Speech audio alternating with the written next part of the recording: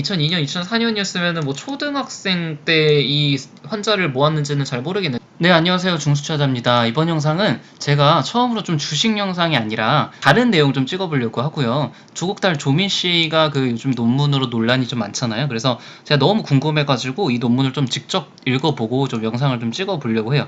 일단은 전혀 정치적인 내용이 아니고요. 단순히 이제 어떤 논문인지, 이제 고2가 쓸만한 내용인지, 이 논문의 어떤 난이도라든가 어떻게 연구가 디자인이 됐고 어떤 결과인지 좀 궁금해가지고 좀 읽어봤고요. 궁금하신 분들은 제 블로그 오시면은 여기서 이제 다운 받으실 수 있게 해놨습니다. 그러니까 좀 참고로 말씀드리자면은 저는 이제 이비인후과 전문입니다. 일단 팩트 체크를 좀 먼저 해드릴게요. 이제 저널은 JPTM이라 그래가지고 쉽게 얘기해가지고 그 한국병리학 학회지 정도로 보시면 돼요. 이제 한국병리학 학회지에 2009년도에 조민 씨가 1저자로 좀 실렸고요. 이제 병리학이라는 간단하게 좀 말씀을 드리면은 어떤 이제 수술 같은 거 하면 조직이 나오잖아요. 이 조직을 슬라이스를 내 가지고 암인지 양성인지 아니면 다른 어떤 특이한 질병인지 진단을 해주는 학문이 이제 병리학이라고 해서 사실 그 파트가 전공이 좀 다르면은 그 세부적인 내용들에 대해서 좀 이해하기 힘들어요.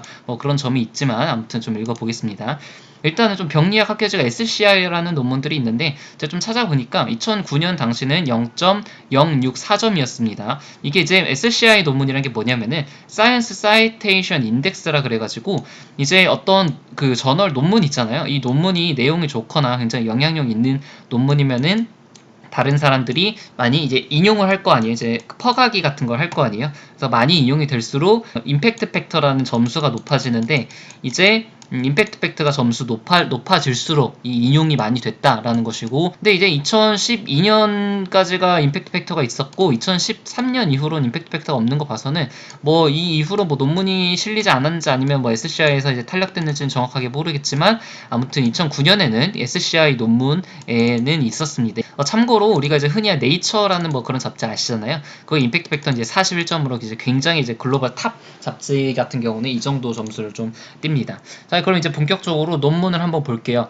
일단 제목 자체를 좀 읽어보면은 이 NOS 진 폴리몰피즘 인 페리나탈 하이폭스 이스케미 인스팔로파시, 이거 제목만 봐도 이게 제 분야가 아니니까 이렇게 확 이해가 되지는 않아요. 근데 일단은 좀 보게 되면은 이제 페리나탈이라는 것은 선천성이라는 뜻인데, 선천성, 이제 저산소증, 허혈성 뇌병증. 그러니까 쉽게 얘기해서 이제 그 뇌 쪽에 산소가 가야 되는데 산소가 가지 않아서 생기는 어떤 뇌의 병에서 ENOS 진이란 게 있나 봐요. 이 NOS 진의 폴리몰피즘, 어떤 다형성 뭐 그 정도로 해석이 될 것 같은데, 이런 뇌병증에서 이 NOS 진이 좀 어떤 연관성을 보이는지 보는 그런 논문인 것 같습니다. 제목만 좀 보자면은 이걸 먼저 읽어볼게요. 백그라운드, 이 논문의 배경을 보게 되면은 이 아까 말씀드린 페리나탈 하이폭스 이스케미 인스팔로, 그러니까 HIE라고 합니다. HI 이제부터 뇌병증이라고 보시면 돼요. 이 뇌병증에서 세레브랄 블루프, 그러니까 뇌로 가는 혈액의 공급량이 임페어드 손상을 받거나 아니면은 이 NOS 나이트릭 옥사이드 신세이즈라는 액티비티 활성도가 증가를 하게 되는데, 엔도델리아 이 NOS라는 것은 이제 스트로크, 어떤 뇌 졸증이랑 연관성은 잘 알려져 있다라는 것이 이제 배경이었습니다. 그래서 어떻게 이 논문을 썼는지 보게 되면은 어떤 세 개의 클리니컬 렐러먼트 폴리몰피즘이 있나봐요. 이 NOS가 어떤 세 개의 임상적인 그런 모습을 좀 띠게 되는 것 같은데, 37명의 텀이나 니어텀, 만삭인 HIE 그 뇌병증 환자 37명을 먼저 구하고, 그리고 이제 컨트롤 그룹 정상인 환자 54명을 구해가지고 이 환자들을 폴리머레이즈 체인 리액션, 그러니까 어떤 진을 검사를 하는 그런 방법이라고 생각하시면 되는데, PCR이라는 방법으로 이 아까 말씀드린 이제 진 3개를 뭐 구별했다, 뭐 이 정도로 되는 것 같습니다. 그래서 다시 좀 정리를 해드리면은 37명의 환자랑 54명의 정상인을 가지고 PCR을 통해서 이 NOS를 좀 비교를 한 논문 같아요. 지금 보니까. 그래서 결과 같은 거를 보면 저도 잘 이해가 안 되지만, 또 얼라이라는 거는 이제 대립형질이라는 건데, 우리 뭐 염색체가 보통 이렇게 쌍으로 되어 있잖아요. 이 G 얼라이라는 것에서 글루 이건 이제 뭐 아미노산 뭐 글루 같은데 아미노산 298 ASP가 HI가 뇌병증 환자에서 컨트롤 그룹에 비해서 더 많이 발생을 했다라는 것이 결론인 것 같습니다. 그리고 서브그룹 안에 그러니까 조금 더 세밀하게 조사를 해 보니까 이제 persistent pulmonary hypertension 그러니까 그 어떤 신생아에서의 폐 고혈압 환자에서 TC 지노타입과 C 얼라이 오브 T786C가 더 많이 발견됐다라는 것이 결론 같습니다. 네, 저도 무슨 의미인지 잘 몰라요. 근데 아무튼 뭐 해석을 하자면 이렇다는 거고 이제 결론으로 보자면 아까 이제 말씀드린 글루 298 ASP가 이제 페리나탈 HIE 그룹에서 더 많이 발생이 됐고 PPNH 그룹에서도 이 두 개가 더 많이 발생이 됐다라는 것이 이제 결론입니다.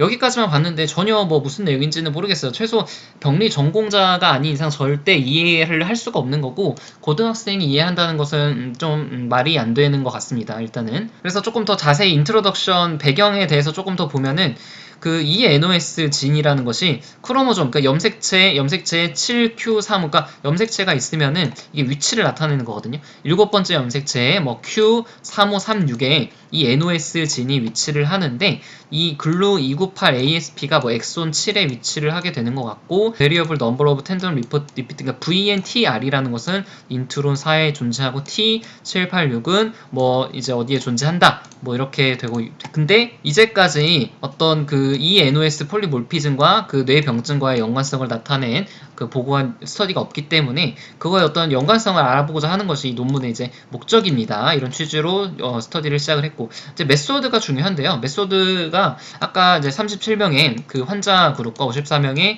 그 정상 그룹을 이제 NICU라고 하면 우리 중환자실 있잖아요. 근데 신생아들도 중환자실이 있거든요. 그래서 신생아 중환자실에 그 입원한 그런 37명과 54명 환자를 좀 비교를 했고 2002년에서 2004년 그러니까 지금 2009년에 고2였으니까 이때 따지면 2002년, 2004년이었으면 뭐 초등학생 때 이 환자를 모았는지는 잘 모르겠네. 초등학교 때 뭐 단국대를 가서 환자를 모았는지 어땠는지는 잘 모르겠지만 뭐 아무튼 이 시기에 환자들을 데이터를 모아가지고 2009년에 논문을 좀 냈습니다. 좀 대단하죠. 그 HI가 뇌병증 환자는 모더레이트 시비어, 그러니까 심한 환자들이었고 쌀탄 클래시피케이션에 따라 나눴다고 합니다. 근데 이건 또 저도 잘 모르겠어요. 처음 보는 거고 보시면 아프가 스코어라는 게 있는데 이거는 이제 소아과 최소 소아과 그 실습은 돌아야 알 수 있는 그런 개념이거든요. 근데 뭐 아프가 스코어가 아무튼 이제 5분의 7 이하인 것이고 SAT가 뭐 이 정도 이하인 환자들 좀 대상으로 했다라고 하네요. 그래서 좀 대단한 것 같아요. 2002년 초등학교 때. 그래서 리절트를 보게 되면은 이제 글루 298, 뭐 TC, VNTR 아까 그 어떤 폴리몰피즘 있잖아요. 이 세 개가 뭐 이렇게 그 PCR을 돌렸더니 이런 식으로 모양으로 나타난다라는 것을 좀 보여주고 있고 여기서부터는 저는 뭐 전혀 이해가 안 되더라고요. 지노타입 디스트리뷰션. 아까 그 이제 HI 환자들이랑 컨트롤 정상 그룹이랑 이제 비교를 하는 거잖아요. 근데 지노타입이 GG가 있고 GA가 있고 AA가 있고 뭐 이런 식으로 있는데 이거 뭐 저도 정확하게는 잘 모르겠어요. 근데 이 뇌병증 환자들을 비교를 한 겁니다. 이 표를 통해서 비교한 데이터를 좀 보여준 거고 그 뒤에도 뭐 표가 있는데 도저히 뭐 계속 봐도 이해도 안 되고 무슨 말인지도 모르고 아무튼 어렵더라고요. 그래서 뭐 리절트도 있고 디스커션도 이렇게 자세하게 있는데 어떤 내용이 좀 자세하게 설명을 한 거예요. 디스커션을 뭐 이런저런 내용이 있는데 봤는데 뭐 하나도 모르겠어요. 전공자가 아니면은 무슨 내용인지 눈에 진짜 안 들어오거든요. 영어 해석하듯이 좀 한번 쭉 봤고요. 좀 참고로 말씀을 드리면은 보시면 이제 그 조민 씨가 1저자잖아요.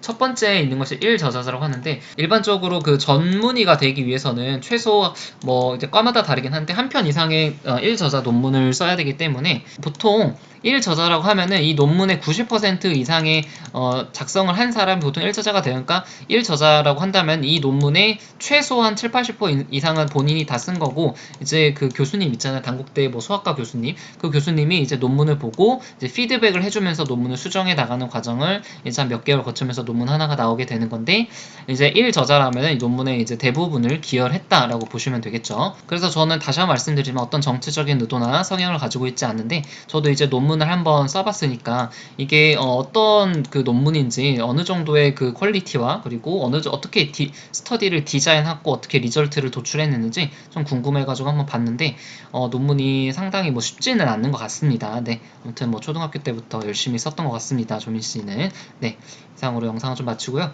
주식 영상은 조금 이따가 또 올려드릴 테니까 네, 좋아요, 구독 눌러주시면 감사드리겠습니다. 이상입니다.